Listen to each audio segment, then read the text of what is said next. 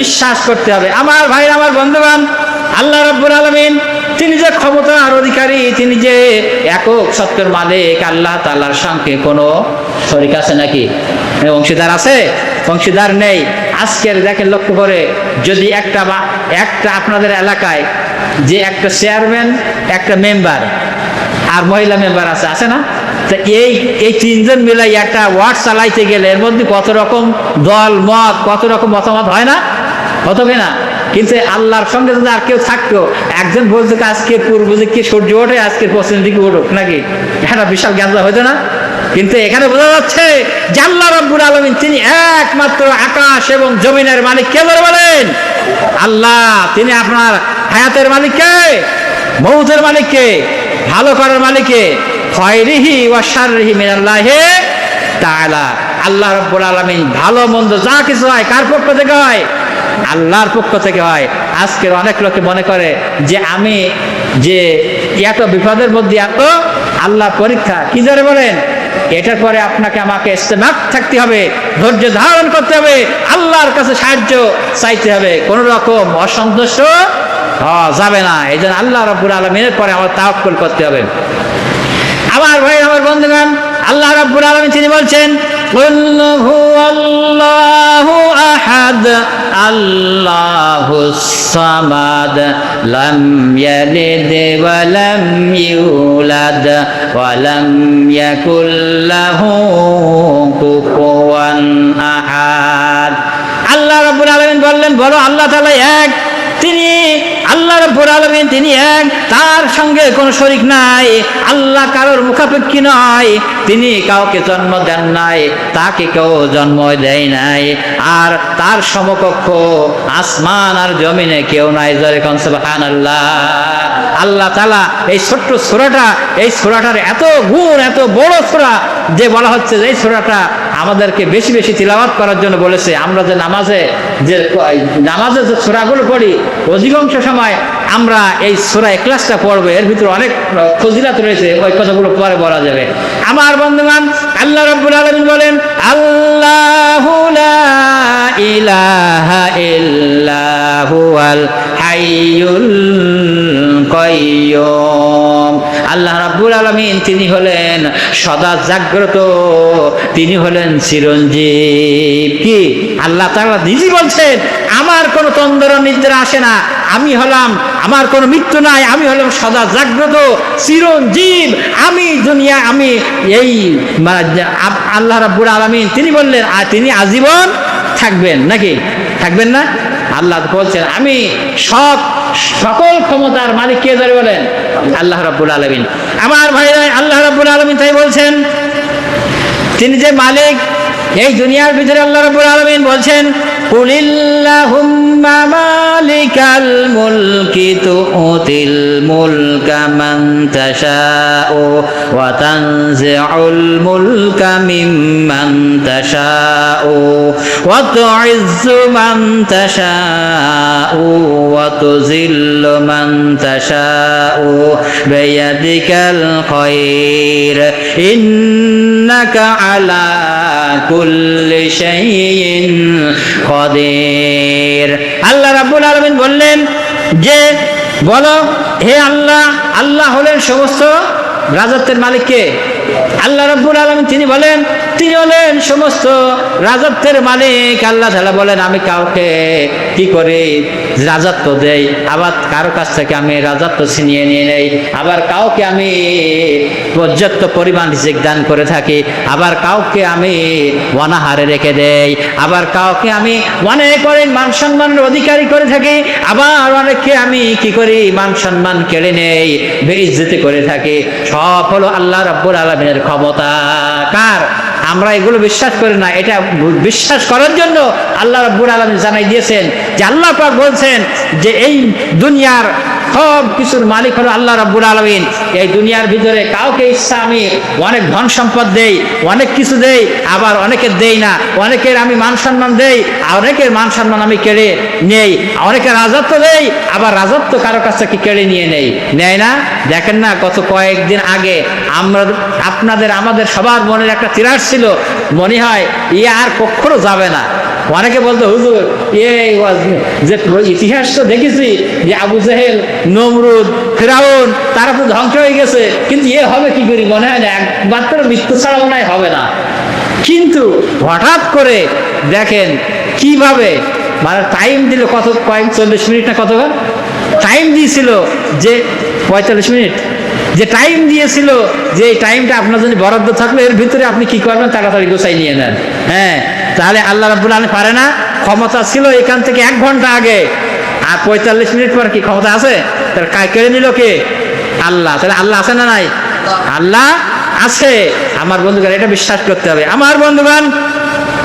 এরপর আল্লাহ রাব্বুল আলামিন বলেন, তুলিজুল লাইলা ফিল নাহারি ওয়া তুলিজুন নাহারা ফিল লাইল ওয়া তুখরিজুল হাইয়া মিনাল মাইয়িতি ওয়া তুখরিজুল মাইয়িতা মিনাল হাইয়্যি ওয়া তারযুকু মান তাশাউ বিগাইরি হিসাব।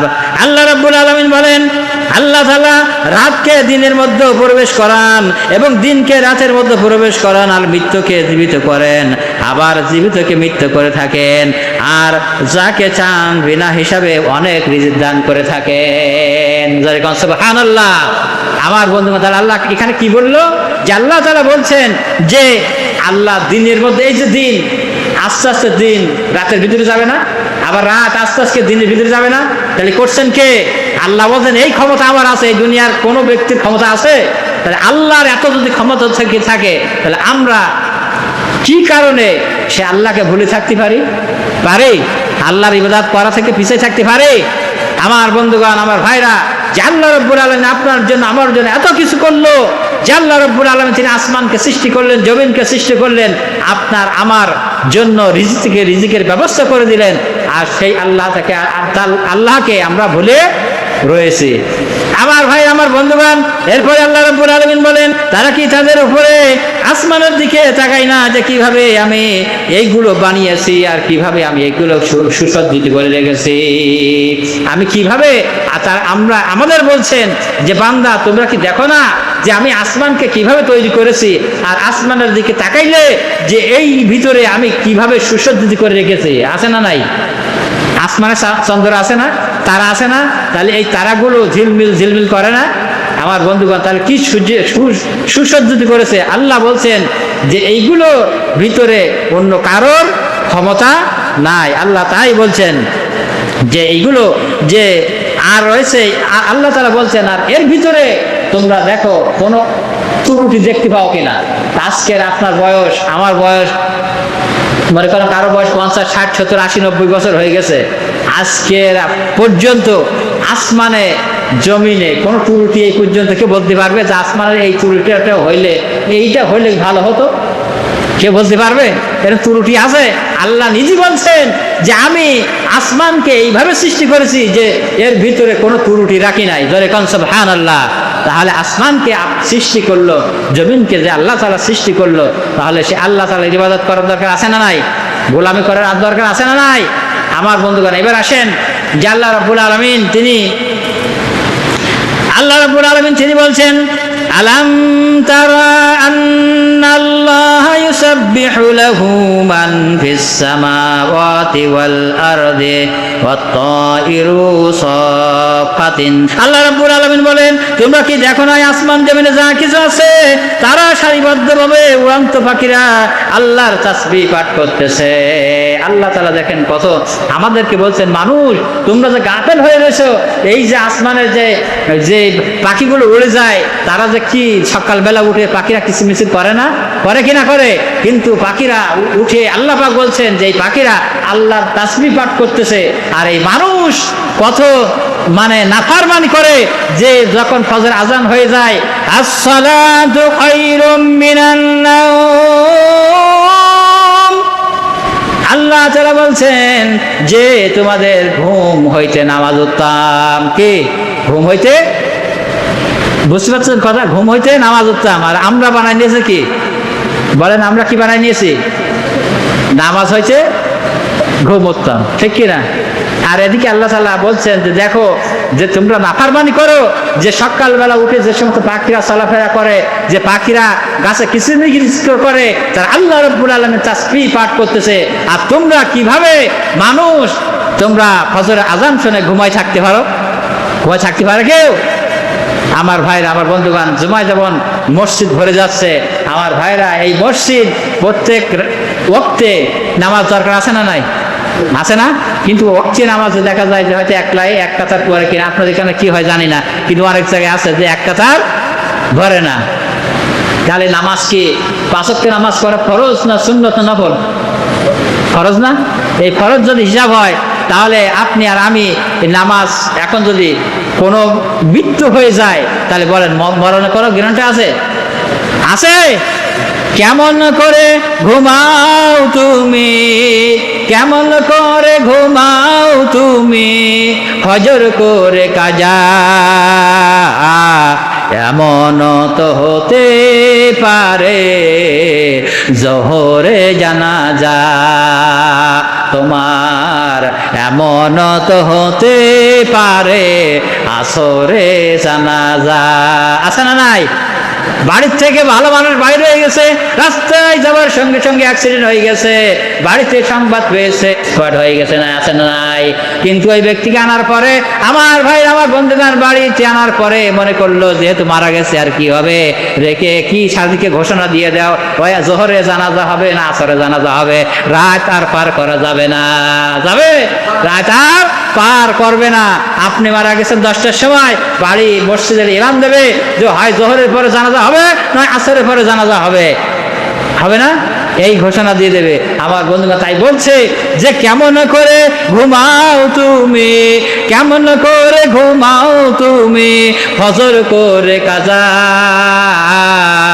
এমন তো হতে পারে জোহরে জানাজা। তাহলে কোনো ব্যক্তি ঘুমায় থাকতে পারে? আমার বন্ধুরা আজকে জুমায় যারা আসছেন, আপনাদের কাছে হাতে ধরে বলে যায়, পায়ে ধরে বলে যায়, আপনাদের পায়ে ধরে বলে যায়, যেহেতু জাহান্নামে মনে করেন আপনার বাড়ির থেকে কোনো একটা ছেলে হোক মেয়ে হোক, যদি মনে করেন যে অমুক জায়গায় গুলিগোল্লা হচ্ছে, ওই স্কুলের মাঠে বোম পড়াপড়ি করতেছে, আপনার ছেলেকে মেয়েকে ওখানে যেতে দেবেন? যত রকম অসুবিধা হোক, বাড়ি কি আহত হয় এই জন্য, কিন্তু আপনার ছেলে, আপনার মেয়ে, আপনার স্ত্রী, আপনি যে জাহান্নামের দিকে যাচ্ছেন, জাহান্নামের আগুন কি ছোট না বড়? বড় না? বড় আগুন। তাহলে এই আগুন আপনি আমি যাচ্ছে নিজে ইচ্ছা করে আগুনের ভিতরে যাচ্ছি, আপনার আমার ছেলে জাহান্নামের দিকে যাচ্ছে, আপনার স্ত্রী জাহান্নামের দিকে যাচ্ছে। আমার বন্ধুগণ কি করে যাচ্ছে? আজকের আমরা জুমার নামাজ পড়তে এসেছি, বাড়িতে যাবো, যাইয়ে নবজাদা সাহেবদের মতন বলবো বউ এসো তাড়াতাড়ি ভাত দিয়ে দাও, কিন্তু একবারও খোঁজ নেব না যে বউ তুমি স্ত্রী আমরা তো জুমার নামাজ আদায় করে আসলাম, তোমরা কি নামাজ আদায় করেছো? আসরের নামাজ পড়েছো, মাগরিব পড়েছো, ঈশা পড়েছো, ফজর পড়েছো? আমি উঠি ফজরের 10টার সময়, আর আমার বউ কি নামাজ পড়ে? এটা কি হয়? হয়? আমি যদি নামাজ পড়ি, আমার বউ ছেলে মেয়ে নামাজে হবে না? হবে কি না? আমার বন্ধুগণ এই জন্য বলতে হবে কু আনফুসাকুম আহলিকুম নারা, তুমি নিজে আগুন, জাহান্নামের আগুন থেকে বাঁচো, এটা পরে বলা যাবে ইনশাআল্লাহ একদিন। নিজে জাহান্নামের আগুন থেকে বাঁচো, তোমার আহালদেরকে বাঁচাও।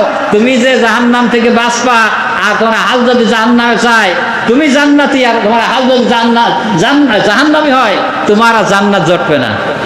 জটবে? এটা কোরআন হাদিসের কথা আছে না নাই? এগুলো ব্যাখ্যায় পরে যাওয়া যাবে ইনশাআল্লাহ। আল্লাহ আমাদের সকলকে তৌফিক দান করুন, আমিন। আজকের যে আলোচনা করলাম, আপনাদের কাছে আকুল আবেদন, 5 ওয়াক্ত নামাজ আজকে আপনারা জুমায় আসছেন, যেখানে থাকবেন 5 ওয়াক্ত নামাজ আদায় করবেন ইনশাআল্লাহ। বলেন সবাই একটা আওয়াজ দেন, বলেন ইনশাআল্লাহ। আল্লাহ পাক আমাদের সকলকে তৌফিক দান করেন, আমিন। ওয়া আখিরু দাওয়ানা আলহামদুলিল্লাহ। আসসালামু আলাইকুম ওয়া রাহমাতুল্লাহ।